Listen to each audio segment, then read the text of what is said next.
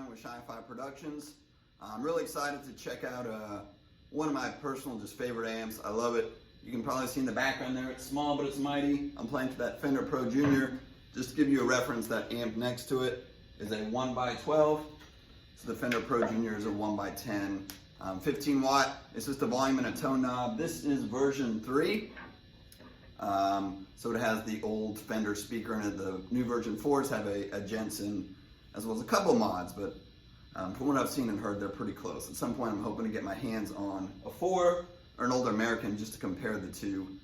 But I wanted to do this demo of the Fender Pro Junior again, not only because it's one of my favorite amps, but there's a couple things that I commonly read and stuff about it, which I don't think are necessarily true. And I'll try and touch base on a couple of them. And today will kind of be more of a demo as far as a pedal platform and how you can use it to gig. Because that's one of the things I think people see and they go, oh, it'd be great practice amp, maybe for recording. I can't gig with it, which I think is not true. As well as it can take pedals really, really well. So I'm going to kind of focus on how I use it today, and then hopefully I'll do another demo where it's more just a straight demo of how the amp sounds and cranking it. But I'll tell you now, it's way louder than a lot of people think. So actually originally today I was going to do a demo where I go everything from soft to crank it, but even in this room, it's super loud. So maybe if I go to a bigger room next time, or I don't know, earplugs or something, but this amp is way, way louder than most people think. So that first sound was just the amp. I have a tiny bit of reverb, but that's it. So you can hear the cleans.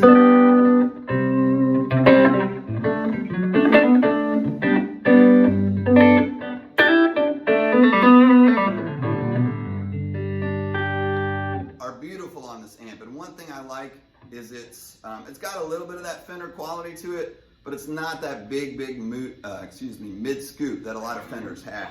So it sounds quite different than like a Blackface, Deluxe, or any of the hot rod amps, that kind of thing. It's very nice, clean, but there's more mids for sure, which I personally like. I played mostly Fender amps at the beginning of my career, and then I kind of dove off to more Orange and Bogner and a couple other brands. And I've kind of landed on this Fender Pro Junior, and the Bassman's the other one I like a lot, just because it has some Fender characteristics, but the mids, a little more mids I like. It's going to be a little better for pedals in my opinion, and it's just a little bit fatter of a sound. It doesn't get as spiky. So here I have a little reverb. I'm just turning on a spark booster pedal. It's on just a tiny bit. I like just a little bit extra gain. I should say the amp is just on 3 right now. The tone is around 4. So here, if I put on a little reverb and delay, by the way, this is a Strat Solid guitar. I just chose it because it has a single coil and a humbucker, so I can kind of get all those different tones. So if I do some more clean stuff,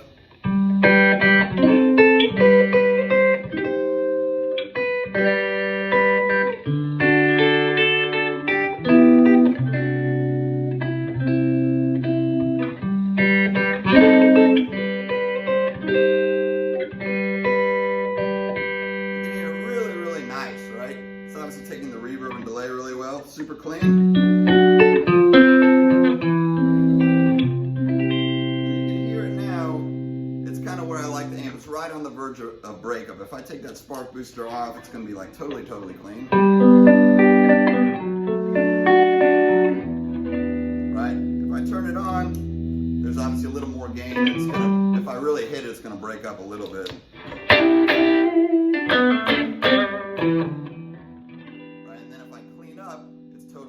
Totally clean, which is great. So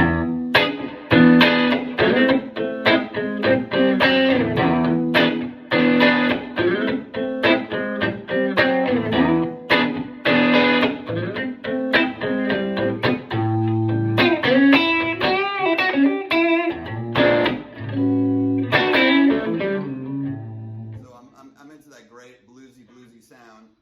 I don't have a decibel meter on now, but when I was checking it before the video, that's around 100. So this is not, this is not like bedroom level. This is, if you were mic'd up, this is around gig level. Again, people will debate on what a gig volume is.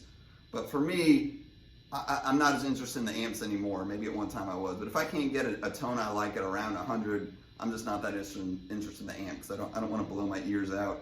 And that's whether I'm recording or at home or even on a gig. I prefer to have it just loud enough to where I can hear it, and then, you know, the sound guy can mic it up and hopefully take care of the rest. But anyways, here with just the amp on 3, and these are higher output pickups. If you have a lower output guitar, again, this is more like a P90 and a humbucker, so it's going to break up quick. But if you have just a straight Strat single coil or something like that, again, hopefully I'll do another demo, you can for sure get to like 4.5-ish on the volume. It will stay pretty clean. Around that 4.5 for sure 5, it's going to break up a little bit. But here I love it because I have a great clean sound. If I want to back down my volume and my tone a little bit, I could get a really nice jazzy sound.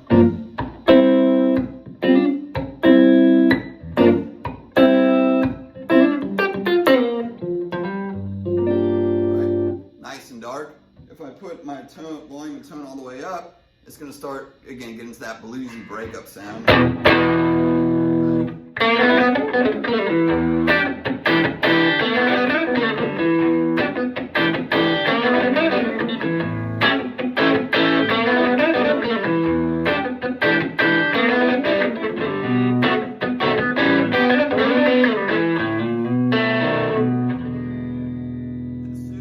Super dynamic here, right? If I pick soft, I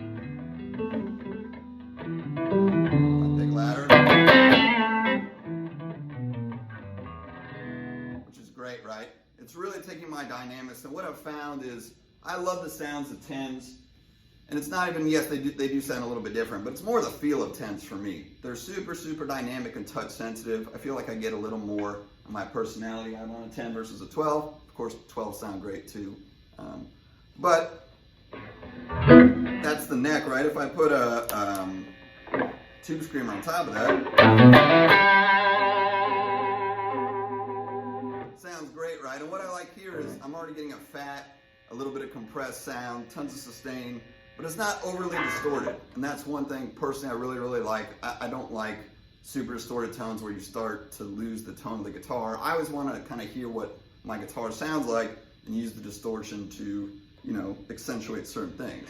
But here I'm in that great single coil, Stevie Ray, all that kind of stuff. I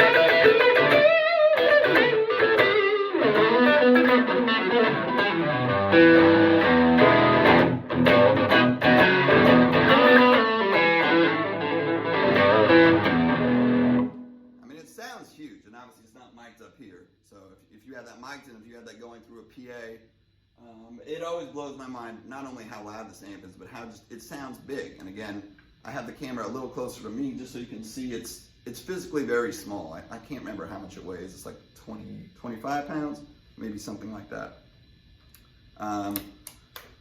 So again, here it's on the verge of breakup, which I love. So I can get that verge of breakup sound a little before 100. And that's without some kind of spark booster. I have it on now. I use like a RC booster too a lot. If it was just clean, you could probably get it a little bit closer, and obviously depending on the guitar. If I go to my bridge pickup, again, this is a fairly hot humbucker here, but I can for sure get into that light breakup. It's almost getting into a little bit more of like a classic rock sound.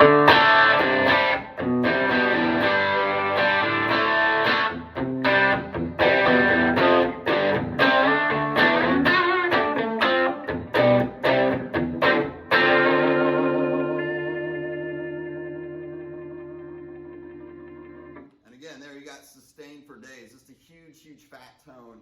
And I'd highly encourage, if you like a typical Fender amp, I'm not saying you won't like this amp, but it's a different thing. It doesn't sound like the Blues Junior, for example. It doesn't sound like a Deluxe Reverb. It has way more mids, which again, I really like, because I find it takes my distortion pedals well. It makes it a little more diverse. And again, that 15 watts for me is perfect, really. I'm going to throw on a Soul Food here. I have it pretty cranked because it's a low gain pedal. So I'll just show you here. If I get a little more into that medium rock, classic rock gain, which is for the most part the highest gain stuff I do, but you'll see here what it sounds like.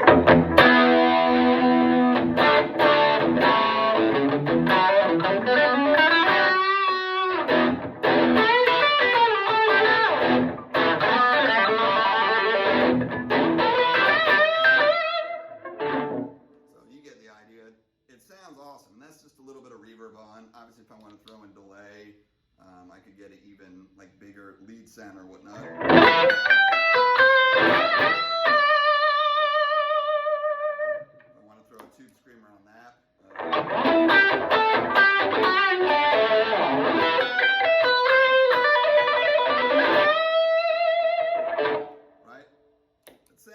just sounds great. It sounds huge.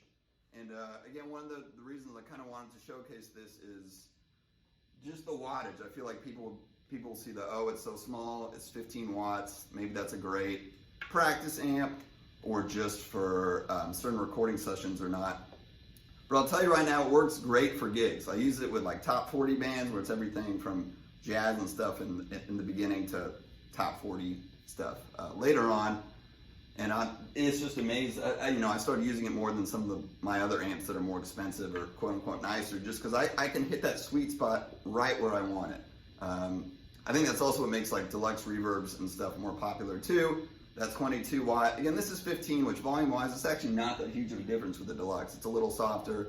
It certainly breaks up a little earlier than the deluxe. But again, I can get exactly the tone I want right around 90 to 100, and it sounds great. I hope I will do another video just showing you what it sounds like cranked. But again, just in this room, I had it like close to 100. It wasn't really breaking up much, and maybe it's too early. I'm just getting older. Like I don't know. I was gonna do it cranked today, and it hurt my ears. I'll find a bigger room next time to where I can be a little more distance. But if you're thinking about this amp for gigging and you have some pedals you like, hopefully that kind of showed you it's great. Great clean, great blues. You can get a great crunch sound. Obviously, the only cons would be, if you play really loud and you need it really clean, you're probably not going to be able to do that. Although, again, I will say, if you have it on an amp stand, which I always do, I'd 100% recommend it, because I see a lot of guitar players say that, oh, my amp's not loud enough, and it's sitting on the floor. I was like, yeah, man, because it's blasting at your feet. I did this a long time ago, and then all of a sudden I put it on a stand, or if you have tilt back or whatever you got, and I was like, oh my God, it was way louder than I thought. So even now, because it's around ear level, it's friggin' loud. Don't be fooled by the size. So anyway, that's the Fender Pro Junior. Again, this is a 3. This is all stock, which I said before, but that was another point I wanted to make, is they sound great stock. It doesn't mean you can't change a few things, like I may or may not try and change the speaker at some point. It is a little bright, so what I found is if I put the tone at like 4, or sometimes a little less, it sounds really, really good. But if you have the tone halfway or more, it's pretty ear piercing. So I never have the tone very far up. But if you turn it down, it really sounds pretty good. I might experiment a little bit with a speaker at some point, but again, not that it sounds bad. So if you find one of these for like $200-300, don't think of it as an investment as, oh, I'll buy this, then I'll spend $200 or $300 more, and then it'll sound great. It's gonna sound great when you buy it. Whether you wanna kind of tweak it a little bit after that is up to you. So anyway, this is Josh Shine with Shy-Fi Productions. Please subscribe if you like the video, and check out some of my other stuff. I have a solo guitar album that just came out.